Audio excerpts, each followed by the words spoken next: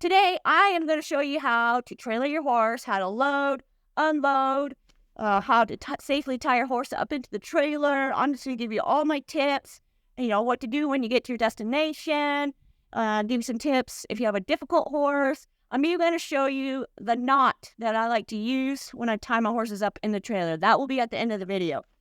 So, when I am teaching a horse to load, I'm always going to make sure, because trailer loading for most horses is a very scary experience. It's a very scary situation for them.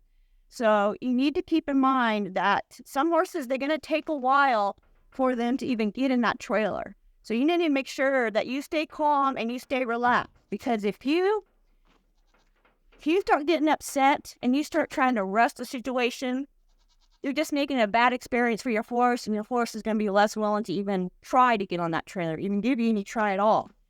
So when I'm teaching my horse to trailer, I use the same concept most people use: work outside the trailer, rest inside the trailer, make inside the trailer the good deal.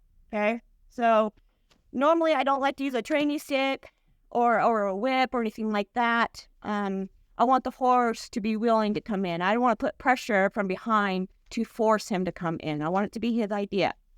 So when I'm first teaching a horse how to load, I do like to teach them to follow me in first. Now, if you have a horse that you don't know, you don't trust, you may want to start with sending them in. But either way, you're going to have to get in the trailer with the horse anyways, because if you tie your horse up in the trailer, you're going to have to get in there to tie them up. So I like to first teach them to follow me in. I think horses are more confident about coming in the trailer when you're already in there. So Charlie, he knows how to load. He's still a little anxious about it, especially if I haven't done it in a while.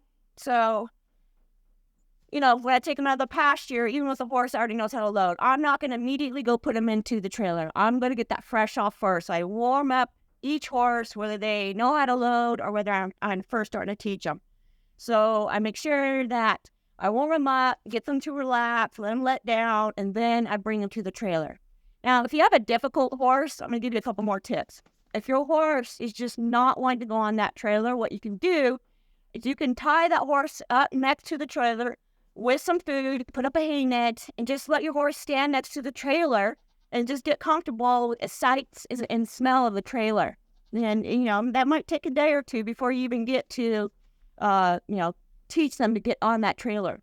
Also, trailer your horse next to their buddies. So take the trailer and put it next to the pasture or the barn, wherever their buddies are, and horses will be a lot more relaxed when you're teaching them to load. So that can help. Now, if you have a horse that's really food motivated, you could put hay or treats up there in the front. I always have hay up there anyways, whether I'm teaching or just loading anyways. It does help.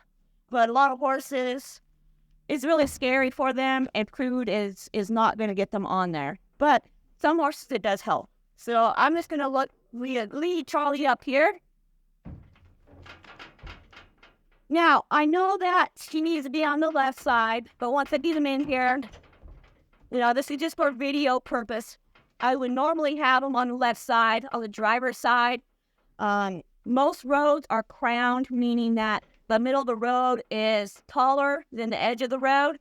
So you want to keep the trailer balanced. So the horse being on the left side, if the outside wheels go off the shoulder of the road, you're more likely to get back and stay on that road because all the weight is over here. Now, if you are loading two horses, so say I was putting two horses in here, I would put the heavier horse on the left side, on the driver's side, okay? So that's why you put horses on the driver's side.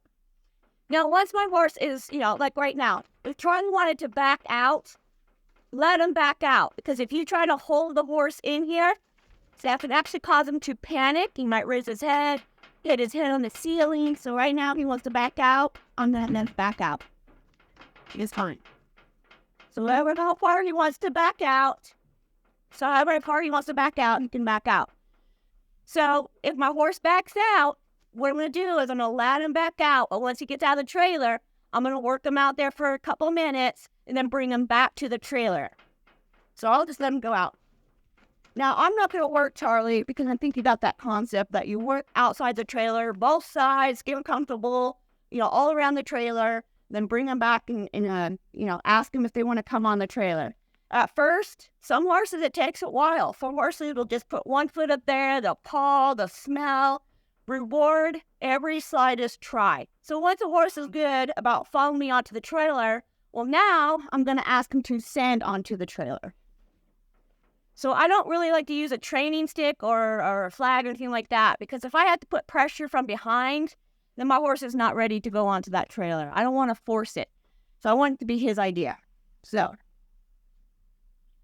I'm going to ask him to go on. Okay. Good boy. Keep going. Come on. There you go. Good. Very good. So now, once my horse is comfortable about following me in, I can send him in. Then now it's time to get the horse comfortable about being tied up in here. Now, some tips for tying. I'm going to show you the knot that I use. And if you have a tie ring, even better. But I always want to tie my horses up next to a window. Because if anything was to happen, my horse is panicking in here, and I need to get him inside. I don't want to come in here with him. So that's why I always want to tie him up next to a window. That way, from the outside, that's why I use a knot that is quick release, or I use a tie ring. I can grab it in an emergency, get him untied really quick. Okay? So I have a tie ring up here in the front. It's right next to the window. So from outside, I can open the window, untie him really quick if I need to. But I usually like to have a horse wherever they're going to be standing. So Charlie, if I was just loading him by himself and he's here on this left side, then I'm going to tie him up right here. So wherever you tie your horse up, you want to tie withers or higher. So about right here is where I'd have him tied. That way I can reach right in here to my window and release that knot really quick. Okay? So now you got your horses comfortable with loading and unloading. You got to get your horses comfortable being standing there tied with the door shut or the butt bar shut. Some horses can get a little bit panicky with this kind of situation. So stay here with them. Tell them that they're a good boy. Tell them they're okay. And I don't like to move on from here. I want my horses to be able to be okay with them in there by themselves, being tied up with everything shut. So I stand out here, until they feel good about standing there by themselves before I even drive off. So now I'm going to give you a tip about when you get to your destination. So when you get to wherever you're going, you turn off the car, you stop, you do all that, and you get out, I do not recommend that you immediately unload your horse. Horses, they start to anticipate that. So if they feel that vehicle stop and it turns off and you come out and they see you, well, they think, oh, right, now I get to come out. No, I don't want my horses to anticipate that, because they'll start to get antsy. And I want my horses to learn that if you stand quiet and you stand there still, that you're going to be able to get off that trailer. But if you're moving around and you're getting antsy, well, then you're going to stay on there until you relax. So now I'm going to show you the bank robber's knot. It's a quick release knot, and it's also a slip knot. So you're going to double up your lead rope. You want to give your horse enough slack to where he can comfortably rest his head, but not enough slack to where he can get his foot over the lead rope, cause a wreck. So you're going to double up your lead rope. You always want to tie withers or higher, just for that same reason. So you're going to take your doubled up lead rope.